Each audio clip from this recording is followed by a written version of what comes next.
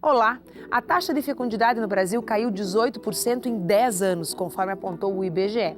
Além de terem poucos filhos, os casais estão optando por tê-los mais tarde. Segundo o censo, a média de filhos por mulher no país chegou a 1,9 em 2010. Porém, o fato de deixar a gravidez para mais tarde pode trazer riscos, tanto para a saúde da mulher quanto para o bebê. Mas esse não é o único fator que pode atrapalhar uma gravidez. Aqui na UPF, um projeto de pesquisa da Faculdade de Medicina vem estudando a incidência de ovários policísticos. Mais sobre esse assunto eu te conto em 15 segundos. Fique com a gente. O Universidade Aberta está começando.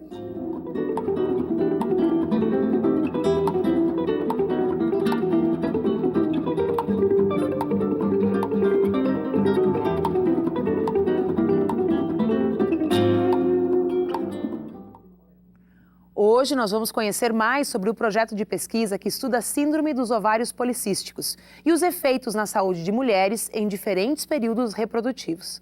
Mas antes, vamos assistir a uma reportagem que foi produzida pelo Núcleo Experimental de Jornalismo em parceria com a UPF TV. O sonho de ser mãe está presente na vida de muitas mulheres, mas ultimamente este sonho vem sendo adiado para mais tarde, o que pode trazer dificuldades. As mulheres estão fazendo projetos de vida e deixando a gravidez para um segundo momento. E essa passagem de segundo momento compromete a fertilidade. A fertilidade de uma mulher de 40 anos é em torno de 50%. Muitas aos 40 anos já não conseguem engravidar ou já gastaram todos os seus óvulos. E então o índice de esterilidade vem aumentando porque as mulheres deixam para mais tarde, já passaram algumas infecções, já houve alguns problemas de doença inflamatória pélvica. Além da idade, outros problemas podem dificultar a gravidez. A gravidez pode ser inibida porque muitas vezes a parte endócrina, né, o funcionamento das glândulas estão alterado, e eu te diria que a tireoide é muito importante que ela esteja bem regulada e que o cérebro, a hipófise, também regule bem os hormônios para que eles estimulem o ovário a funcionar, a produzir um óvulo.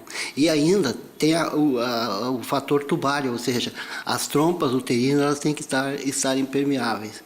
Além disso, nós temos que lembrar a endometriose, que é uma doença comum, 3% da população feminina é portadora, e é o sangue menstrual que se implanta dentro do abdômen. Isso também obstrui as trompas e não deixa engravidar. Quanto ao uso das contestadas pílulas anticoncepcionais, o médico ginecologista explica que não há nenhum risco quanto ao uso contínuo. E elas não comprometem a fertilidade. Pelo contrário, a mulher que tomando pílula não menstrua, ela preserva o ovário num sentido stand-by. Ele fica parado.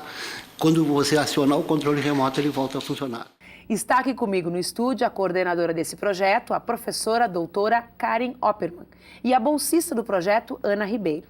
Elas vão contar para a gente como é estruturado esse projeto, quais os resultados e as perspectivas. Tudo bom, Karen? Oi, tudo bem, Viviana? Tudo jóia? Tudo ótimo. Esse assunto é um assunto que mexe muito com as mulheres, né? Porque diz respeito a uma coisa que é a gestação, o desejo de ser mãe. A gente escuta falar muito do ovário policístico, mas nem todo mundo sabe o que é. Isso. E parece que está um pouquinho na moda.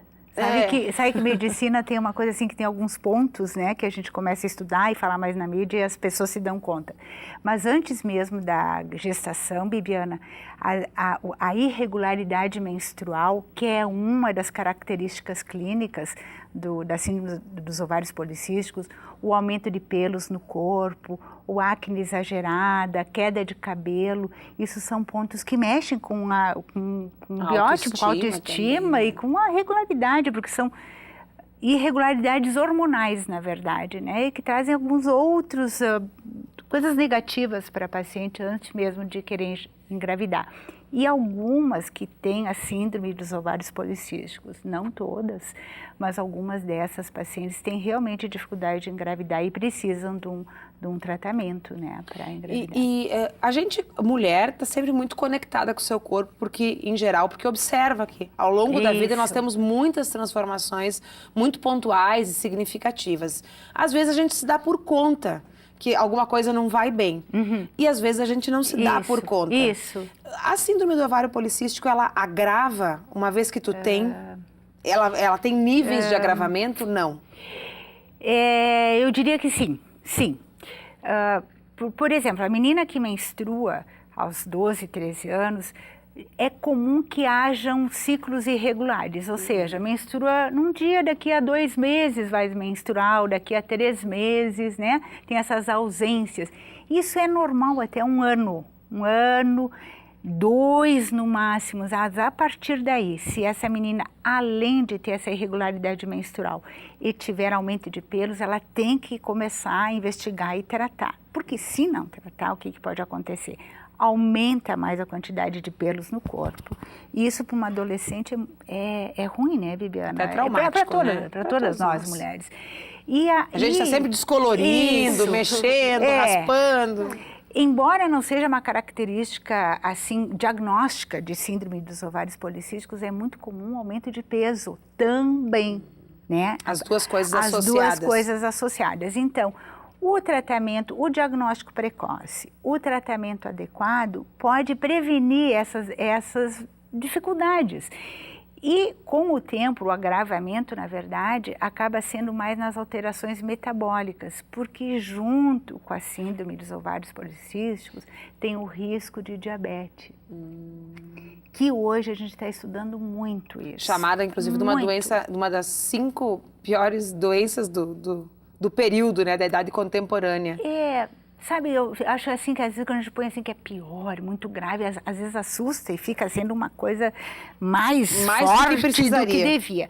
Mas ela é a mais prevalente. É das endocrinopatias, das alterações hormonais, a mais prevalente, mais do que tireoide, mais do que prolactina, mais do que suprarrenal. É a síndrome dos ovários policísticos. O que é a síndrome dos ovários? O que são os ovários policísticos? Pois é. Quando a gente fala em ovários policísticos, a primeira coisa que as pacientes pensam são cistos de ovário, né? Imagens anecoicas grandes no ovário. Não é isso. Embora tenha esse nome, ela é mais uma alteração hormonal. A menina nasce com isso, geralmente tem um padrão familiar, que o ovário não consegue ovular todos os meses, por uma alteração desses hormônios que comandam os ovários, que é aqui no hipotálamo, na hipófise, e o próprio ovário que nasceu com essa dificuldade. Não consegue ovular todos os meses e ainda por cima... Produzir o óvulo, né? O óvulo, que seria fecundado numa gestação. Então ela até menstrua, mas não tem aquela liberação do óvulo, que é, por isso, a dificuldade de engravidar quando for a hora de querer engravidar. E com isso ainda acumula androgênios no corpo, que são hormônios que todos nós temos, homens e mulheres.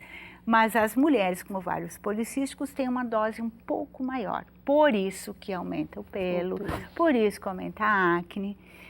Então, o que faz ter isso, a gente não sabe exatamente o que, mas é um distúrbio que acomete desde o hipotálamo, a hipófise e os ovários, né? Então, são meninas que já na puberdade já são mais hirsutinhas, hirsuta é peludinhas, né? Isso já se revela? Já se revela. Esses ciclos que ficam muito irregulares e que 2 anos depois da menarca é a primeira menstruação, continuam sendo assim. Né? Então, são indícios de que deve fazer uma investigação para isso. E as imagens, só voltando a falar dos cistos de ovário, tem muitas meninas que têm, por exemplo, fazem ultrassom dos ovários, que hoje todo mundo faz, e vê que os ovários têm microcistos. Bem, isso pode ser ovários policísticos, bolinhas, pode ser ovários policísticos, mas pode não ser, pode ser normal. Né? Então, o aspecto ecográfico, anatômico, não é o mais importante. Mesmo é um assim, conjunto de outras... De todas. Tem que fazer a avaliação hormonal, tem que fazer a avaliação ecográfica, tem que fazer a avaliação clínica, né? Que depois aqui os alunos que trabalham nessa pesquisa vão Isso falar, que eu queria perguntar, né? para a Ana, né? A Ana é a bolsista da pesquisa. Ana, em primeiro lugar, por que trabalhar com a saúde da mulher? Bem bacana. Né? Porque a medicina é um campo muito vasto, existem muitas possibilidades, cada dia mais especialidades, eu acho. A gente está aprendendo a olhar para o corpo humano e estudando esse corpo, então acho que essas especialidades elas vêm para atender demandas, né? Mas de todas essas, por que escolher a saúde da mulher? Olá. No início do programa de extensão da pesquisa, eu pensei mais em participar justamente por ter uma experiência na área de pesquisa, que é muito importante, né, para a formação acadêmica e depois para a minha formação profissional. E conforme eu fui participando e conversando com as pacientes, eu vi como é importante, mesmo de uma forma assim muito maior do que eu imaginava para as mulheres, essa parte de ter filhos, de cuidar como está a aparência, a quantidade de pelos, o aumento de peso, sabe? E aí eu fui achando muito legal essa parte, fui me interessando mais. A parte da saúde da mulher foi me causando mais interesse. Isso é bacana dos projetos de pesquisa e extensão também, porque eles abrem os olhos dos alunos para a diversidade da profissão, né? É um pouquinho diferente, porque aí eles têm uma dedicação. Eles veem as pacientes toda semana, a gente tem que estudar e discutir sobre determinados resultados, porque para uma paciente é assim, porque para uma paciente é assado. Acompanha ao longo do tempo, isso é bem bacana. Eu achei uma graça a fala da Ana, no sentido de ser uma fala muito sensível, né, em relação às pacientes, né? E é bacana ver um médico ou uma futura médica sendo sensibilizada pela paciente, né? Isso é muito bacana. Até uma identidade, talvez, em função de que a Ana é mulher, as pacientes são mulheres, né? E esse ano nós associamos, junto ao nosso projeto, para estudar as mulheres de Passo Fundo, nós fomos incluídos num estudo maior, que é no estudo brasileiro sobre a síndrome dos ovários policísticos. Isso eu ia te perguntar, né? Que outros estudos já existem nesse sentido? Então, porque nós não sabemos, na verdade, no Brasil... O Brasil é muito diferente, o Nordeste é uma coisa, por exemplo, as mulheres do Nordeste, elas não são muito peludinhas. Nós aqui no Sul, no geral, somos mais peludinhas, perna, braço, buço, né? Porque nós temos muita descendência mediterrânea. Famílias italianas, espanhóis, portuguesas são mais hirsutas. E lá em cima que tem um pouquinho mais, por exemplo, de indígenas, né? Os indígenas não têm pelo. Então a gente quer ter uma noção geral do Brasil, como que é a síndrome dos ovários policísticos no Brasil. Olha, uma radiografia brasileira. É um estudo grande do CNPq, é um INCT, tá? Que é um estudo nacional de ciência e tecnologia, né? Do CNPq, é um grande projeto.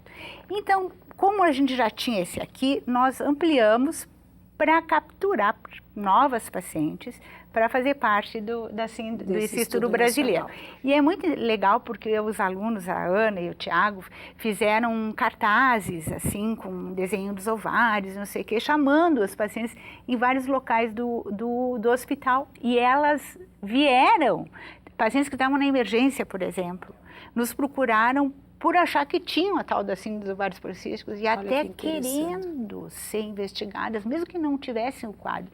É muito legal isso, assim, a aderência da comunidade para esse tipo de projeto. Nesse sentido, a importância da comunicação. É muito legal. Quando o assunto vem à pauta, também surge a vontade e o desejo, né?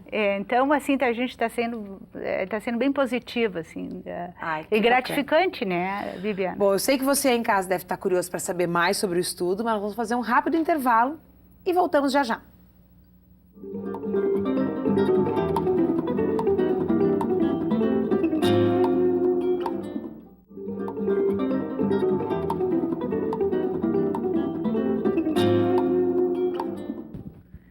Estamos de volta com o Universidade Aberta. O programa de hoje fala sobre um projeto de pesquisa que estuda a síndrome dos ovários policísticos e os efeitos na saúde das mulheres em diferentes períodos reprodutivos.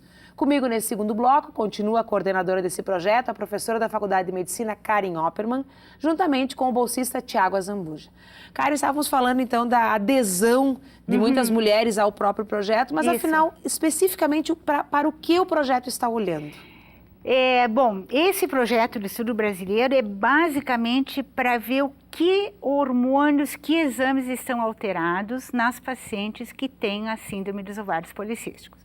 Então, se faz exames de androgênios, de estradiol, da suprarrenal, da prolactina, da tireoide, o exame ecográfico e depois se junta tudo isso. E exame físico. Nós temos uma classificação da distribuição de pelos pelo corpo, peso, altura, depois cintura, a cintura médica para ver se tem gordura na barriga e ver depois as chances ou se a paciente já tem risco para diabetes. Né? São toda uma avaliação para esse tipo de coisa. Bastante complexa, né? Bem complexa, uma pesquisa grande. para saber se está ovulando ou não, então tem dia certo do ciclo para a paciente voltar para fazer os exames, a coleta de exames. Tem um questionário enorme, né, Tiago, para ser feito, a avaliação de bem-estar das pacientes, de risco de depressão, de risco que a síndrome dos ovários policísticos tem uma associação com depressão, tem uma associação com apneia do sono. Olha, Ela tem uma é um conjunto. É um conjunto, por isso esse nome, síndrome, né? O que síndrome, a gente também é uma coisa meio pomposa, assim, meio, né? Dá um pouco de medo tem a palavra.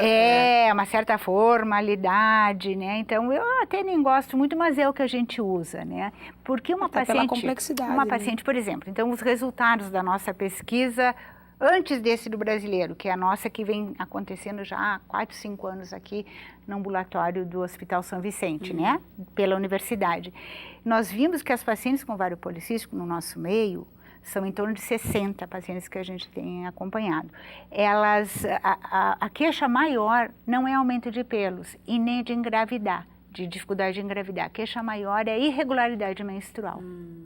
70% das pacientes com ovários policísticos apresentaram essa queixa, né? E a maioria nem tem aquela imagem ecográfica de ovários policísticos, ela tem essas alterações hormonais. Então, se não vierem para o médico e conversarem, forem avaliados, a gente acaba nem sabendo. Então, a irregularidade, ela não é normal. É. Quando existe uma irregularidade, é interessante investigar. Mas olha só, o que é irregularidade menstrual? Então, isso já começa daí.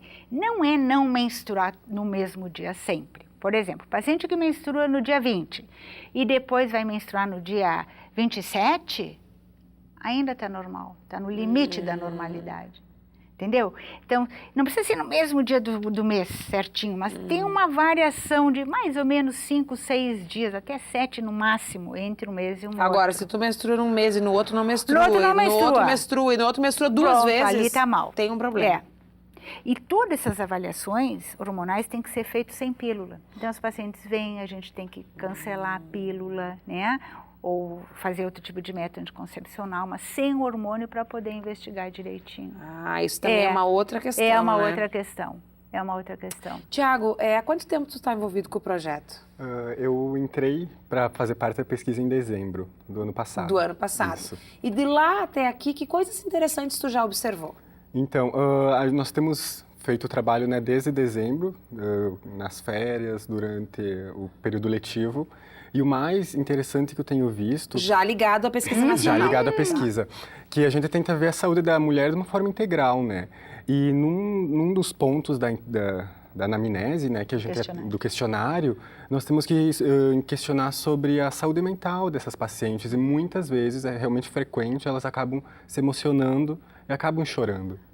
Porque, enfim, é um problema, muitas vezes essas mulheres estão com excesso de pelo, com excesso de peso, não conseguem engravidar. Isso é muito frustrante para a mulher. E elas conseguem confiar em nós, né, por mais que sejam aqueles poucos minutos de consulta, e elas acabam se sensibilizando com o momento. E talvez uma questão até que elas não comentem com os outros, nem com familiares, nem com parentes. Exato. Né? Até por uma questão de se preservar, ou de ter medo de admitir, não, eu tô com um problema. E essa coisa também do problema ser meu, do problema ser teu, eu não consigo engravidar porque eu que tô com problema, você que tá com problema. Acho que isso também entra dentro dessa lógica. Mas é tão bacana isso delas se sentirem cuidadas, porque eu sou médica, o Tiago, tu tá entrando no 3º ano, né? Como se fosse. Então, ele começou no 2º ainda, não sei, bem novinho. A Ana já estava mais no 4º ano.